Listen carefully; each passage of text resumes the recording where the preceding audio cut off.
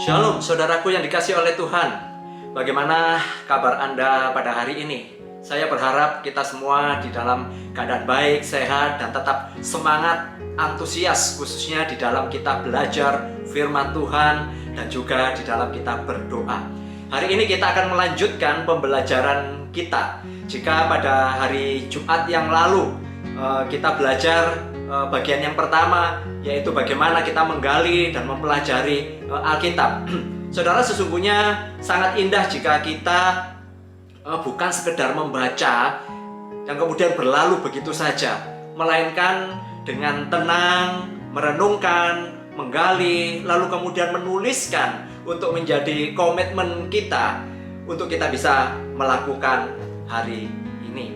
Memang nggak mudah, namun bukan berarti kita nggak mau melakukan. Justru kita harus bersandar pada kuasa Roh Kudus agar terus memimpin dan memberikan hikmat kepada kita, yaitu bagaimana kita bisa menerapkan firman Tuhan itu di dalam kehidupan kita, khususnya di dalam konteks kita zaman ini.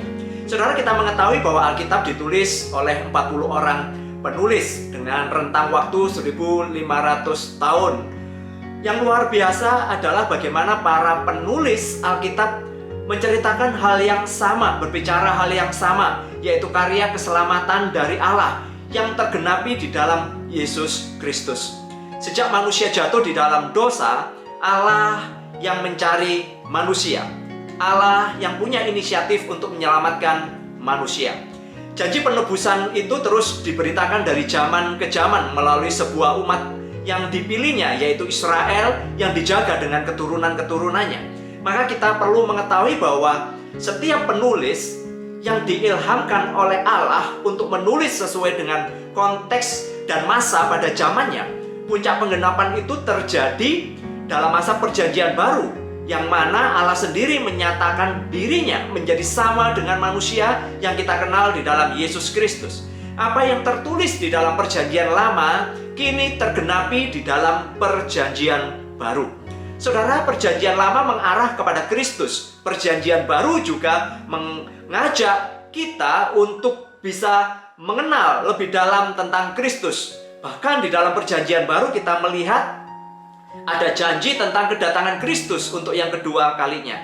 Jadi saat kita membaca Alkitab, kita harus belajar untuk melihat dengan komprehensif bahwa semua yang tertulis adalah agar kita percaya bahwa Yesus adalah Mesias yang menyelamatkan manusia yang berdosa.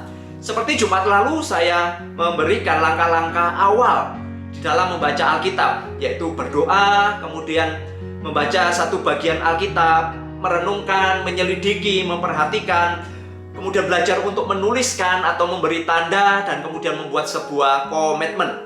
Hari ini saya akan membagikan bagaimana kita merenungkan atau mempelajari bagian yang kita baca dengan lebih baik. Kita paling tidak bisa melihat amanat teks yang ada di dalam perikop yang kita baca. Saudara, ingat tentang 3 pertanyaan penting di dalam kita menggali Alkitab, yaitu yang pertama, apa yang Allah lakukan di dalam teks ini? Kedua, apa yang Allah ingin agar umatnya mengerti tentang Dia? Dan yang ketiga adalah apa yang Allah ingin untuk kita lakukan. Nah, saudara, melalui 3 pertanyaan ini kita akan mengetahui apa amanat teks yang kita baca. Seperti yang sudah saya singgung di atas, bahwa setiap penulis yang diinspirasikan oleh Allah di dalam konteks dan zamannya, bahwa setiap zaman ada yang unik, ada tujuan Allah yang hendak dilakukan, dinyatakan pada waktu itu. Maka kita bisa belajar melihat latar belakang budaya dan juga sejarah kitab atau teks yang kita baca.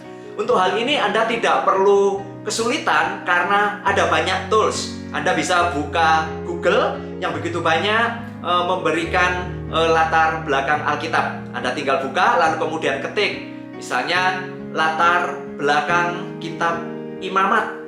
Maka saudara-saudara, kita akan disuguhkan begitu banyak informasi.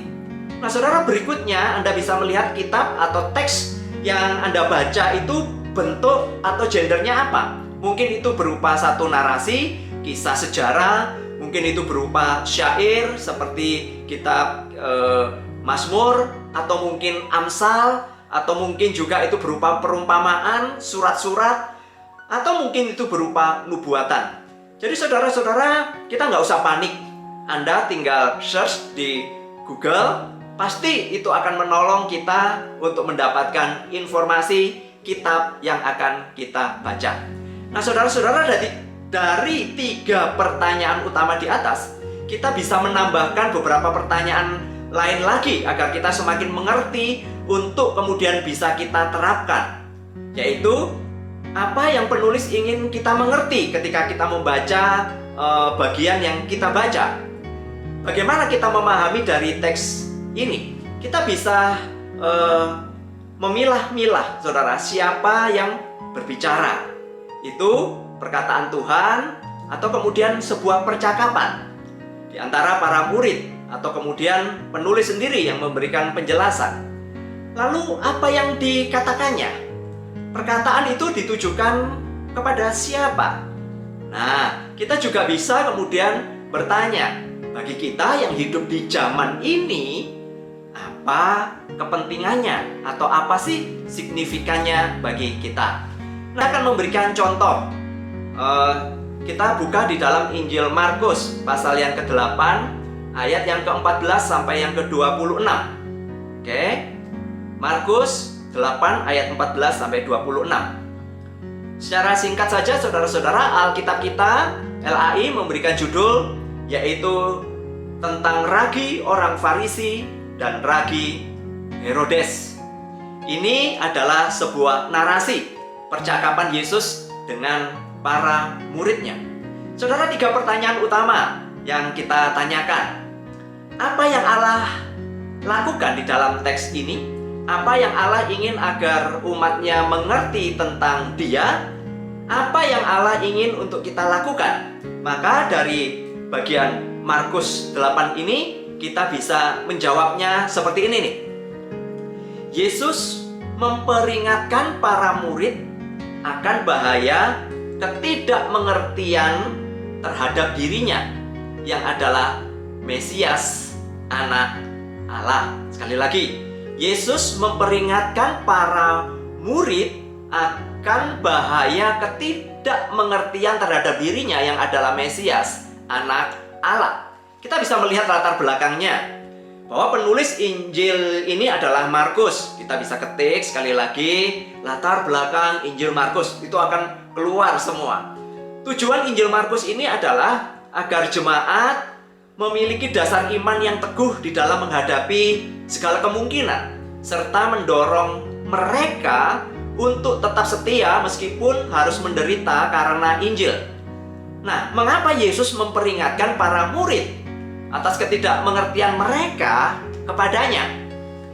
Markus memperkenalkan Yesus sebagai Anak Allah dan Mesias, hamba yang menderita. Hal inilah yang mereka tidak mengerti. Mereka gagal paham siapa Yesus.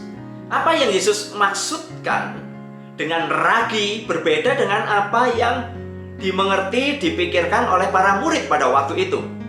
Yesus sedang berbicara siapa dirinya, yaitu bahwa dia akan menderita. Itu nanti dijelaskan kalau sudah membaca semua di dalam pasal 8 ayat 31.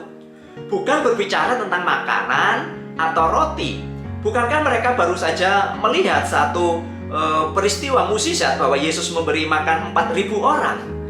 Saudara, hal ini kemudian terjawab ketika mereka sudah sampai di Betsaida, yaitu di dalam pasal 8 ayat yang ke-22. Yesus menyatakan mukjizatnya yaitu dengan mencelikkan orang yang buta. Peristiwa ini pun berlanjut ketika Petrus menyatakan, "Engkau adalah Mesias." Hal ini terjadi karena saudara-saudara, Tuhan Yesus menanyakan kepada para murid, "Kata orang, siapakah aku ini?" Maka begitu ragam jawaban daripada murid. Dan Petrus kemudian mengatakan dengan satu kalimat yang tegas, yang kemudian ini mengkonfirmasi, menunjukkan apa yang menjadi tujuan daripada Markus menuliskan, yaitu Yesus adalah Mesias. Saudara-saudara, sesungguhnya Semakin kita tekun dan teliti di dalam mempelajari apa yang kita baca, kita akan semakin mendapat banyak berkat, semakin diperkaya pemahaman kita, yaitu khususnya karya Kristus di dalam kematiannya, kebangkitannya, kenaikannya. Karya keselamatan dari Allah. Memang untuk belajar secara mendalam tidak mudah. Namun, jika kita sudah terbiasa membaca Alkitab dengan cara membuat pertanyaan-pertanyaan seperti di atas, maka kita akan semakin diperkaya oleh kebenaran firman Tuhan.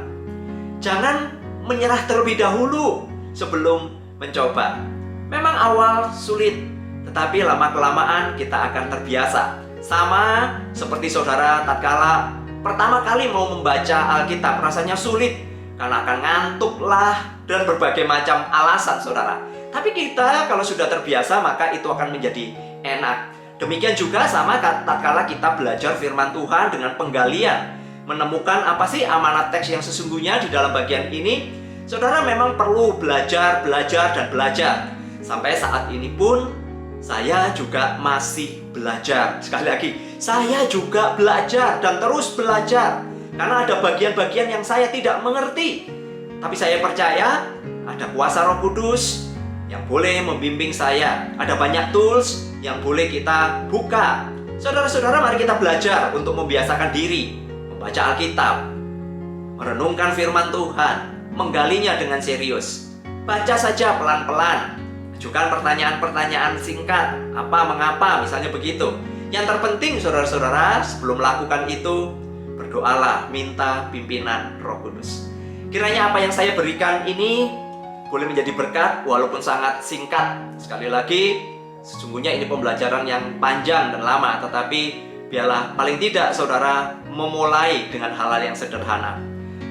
Mari kita berdoa. Tuhan, terima kasih untuk pembelajaran hari ini. Bagaimana kami boleh melihat teks secara jelas. Kami belajar untuk melihat latar belakang, baik di dalam penulisan atau penulis atau tujuan daripada teks atau kitab yang kami baca. Dan kami percaya melalui kuasa Roh Kudus akan menolong kami, membimbing kami. Dan juga berterima kasih ada banyak tools yang boleh kami pelajari, yang kami buka, dan itu sudah tersedia, yang memudahkan kami untuk kami boleh belajar. Tuhan, berikan semangat antusias untuk kami terus menggali kebenaran firman Tuhan. Terpujilah Engkau di dalam nama Tuhan Yesus. Kami sudah berdoa dan mengucap syukur.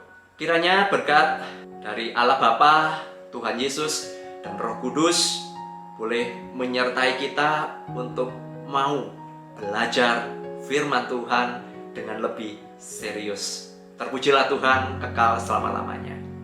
Amin.